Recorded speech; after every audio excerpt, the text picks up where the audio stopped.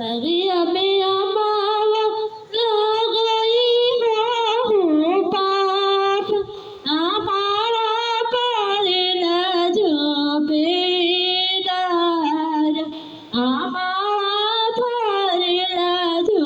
बेदार बगिया में अमावा लग गई हो पाप हमारा पड़ी है जो बेदार हमारा पड़ी है जो बेदार हमारा पड़ी है जो बेदार हमारा की देखी खाती बैठी हो बाप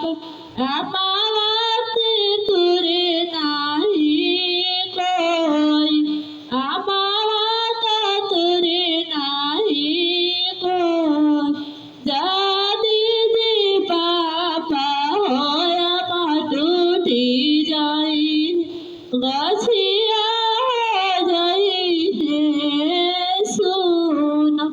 गछिया जी होई जाई रे सुन महला में हो पापा भरे सुतर धियावा धियावा के भेजिया जाना दूर धियावा के भेजिया जानी दूर